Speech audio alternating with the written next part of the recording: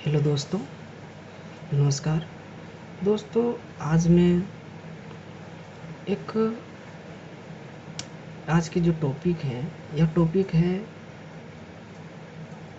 मौसम विज्ञान से संबंधित। यह टॉपिक है जल चक्र। जल चक्र एक ऐसा टॉपिक है जो मौसम विज्ञान के संदर्भ में एक महत्वपूर्ण टॉपिक माना जाता है, क्योंकि यह टॉपिक हमें यह बताता है कि कैसे स्थलमंडल, वायुमंडल या जलमंडल के मध्य में कैसे तापमान में जब विसंगति या तापमान में जब कमी होती है तो कैसे एक दूसरे को संतुलित बैलेंस करने के लिए यह क्रिया होती है। आइए हम इस क्रिया को या जल चक्र की बारीकी से हम देखते हैं कि आखिर जल चक्र है क्या, कैसे यह जल चक्र की क्रिया होती है। तो इसमें कुछ आपको शब्दावलियों को समझने की आवश्यकता है, क्योंकि बिना उन शब्दावलियों के सहायता से हम इस जल चक्र की प्रक्रिया को समझ नहीं पाएंगे। क्योंकि जल चक्र उन शब्दों के माध्यम से बनेगा, जैसे कि कुछ शब्द है, जैसे वाष्पीकरण की प्रक्रिया एक महत्वपूर्ण माना जाता है। इस प्रक्रिया को पूरा करना वाष्पीकरण हो गया, जलवाष्प हो गया, संघनन हो गया, बादल तो क्लाउड तो ऑलमोस्ट समझते ही ला, और वर्षण हो गया। इस संपूर्ण शब्दों के माध्यम से हम समझेंगे कि कैसे जल चक्र की क्रिया होती है। जल चक्र की क्रिया जो है, यह पृथ्वी के 3 महत्वपूर्ण घटक जैसे कि जलमंडल, वायुमंडल और स्थलमंडल, इनके बीच में होने वाली यह प्रक्रिया है। जब समुद्र सतह की तापमान में वृद्धि होती है तो यह तापमान में वृद्धि होने से वाष्पीकरण की क्रिया प्रारंभ हो जाती है, क्योंकि वायुमंडल के तापमान की अपेक्षा स्थलमंडल की तापमान में वृद्धि होती है। ऐसे में इन दोनों के बीच संतुलित करने के लिए वाष्पीकरण की प्रक्रिया होती है। वाष्पीकरण की प्रक्रिया के दौरान वायु जो समुद्र के सतह में जो ऊष्मा होता है, जो तापमान होता है, वे वाष्पीकरण की प्रक्रिया के माध्यम से वायुमंडल में हस्तांतरित हो जाता है, और वायुमंडल में हस्तांतरित होने पर धीरे धीरे वे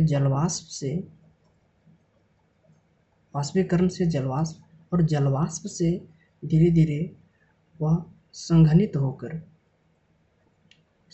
होकर वे बादल या हिमकण या जल बूंदों के रूप में तब्दील हो जाता है। जब बादल या हिमकण के रूप में तब्दील होता है तो यहाँ एक परिवर्तन देखा जाता है। परिवर्तन यह होता है कि यहाँ पर जो गुप्त ऊष्मा है वे संवेदनशील ऊष्मा में तब्दील होता है।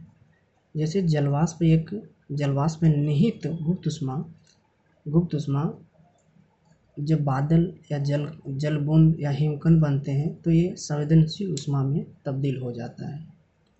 फिर ये तब्दील जब यह बादल के रूप में बन जाता है तो बादल बनता है, तो बादल में होता है ना कि अपना एक बादल की अपनी एक या वायुमंडल की अपनी एक जलवाष्प ग्रहण करने की क्षमता होती है। जब वह ग्रहण करने की क्षमता जब खो देती है, अर्थात वे जलवाष्प को ग्रहण करने की क्षमता नहीं बचता है वायुमंडल में, तो गुरुत्वाकर्षण बल के कारण जो बादल या जलवाष्प के बूंद जो वायुमंडल में हैं वे वर्षण की प्रक्रिया के द्वारा पुनः स्थल मंडल पर बारिश होता है और फिर से वे बारिश के द्वारा फिर वही जलमंडल में अर्थात जलमंडल समुद्र के सतह समुद्र में फिर पानी का जो वर्षा हुआ फिर वर्षा के माध्यम से फिर समुद्र में गया। तो एक साइकिल बन जाता है कि यह प्रक्रिया इसी यही ये जो संपूर्ण प्रक्रिया हुआ तो इसी प्रक्रिया को हम कहते हैं जल चक्र। इसको संक्षेप में कहें, इसको एक परिभाषा के तौर पर डेफिनेशन के तौर पर हम बताना चाहेंगे कि कैसे कैसे होगा, ताकि आपको माइंड में बने कि फिर कैसे कैसे प्रक्रिया हो रहा है। तो सपोज आप पृथ्वी को समझ रहे हैं, थोड़ा सा बेसिक इसमें ले जा रहे हैं। पृथ्वी को समझते हैं, पृथ्वी के संदर्भ में सोचो कि पृथ्वी किस तरह से बना हुआ है, इनके कौन कौन घटक है। इसमें से 3 घटक को हम इसमें जल चक्र में 3 घटक को हम लेंगे। पहला है जलमंडल है, तो जलमंडल एक, फिर दूसरा है वायुमंडल है, तीसरा है स्थल मंडल है। जब सूर्य के ताप जब समुद्र में अर्थात जलमंडल पर जब पड़ता है तो ऐसे में क्या होता है कि इसकी जो यानी कि जो समुद्र की जो तापमान है ये क्या होता है बहुत अधिक हो जाता है इसके वायुमंडल के अपेक्षा। तो क्या होता है कि क्रिया धीरे धीरे प्रारंभ हो जाती है, क्योंकि प्रकृति का नियम है कि अधिक क्षेत्र से हम कम वाले क्षेत्र में कोई भी चीज़ का हस्तांतरण होता है। तो होता क्या है कि जब तापमान में वृद्धि के कारण वाष्पीकरण की जब समुद्र के तापमान में वृद्धि होने के कारण वाष्पीकरण की प्रक्रिया के द्वारा जलवाष्प का वायुमंडल में संघनित होकर बादल या जलकण बूंद या हिमकण के रूप में तब्दील होने पर गुरुत्वाकर्षण बल के कारण पुनः वर्षण की प्रक्रिया के द्वारा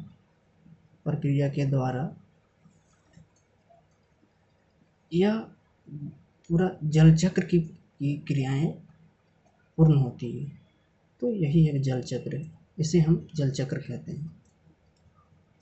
तो दोस्तों यह केवल ऐसा नहीं है कि इसमें जल चक्र होना से इससे बहुत कुछ इसका इफेक्ट भी होता है। एक छोटा सा इफेक्ट हम बता देंगे कि जैसे कि मौसम में परिवर्तन होता है। एक नई कॉन्सेप्ट हम बीच में फिर लेकर आएंगे, वह कॉन्सेप्ट है वायुमंडलीय आर्द्रता।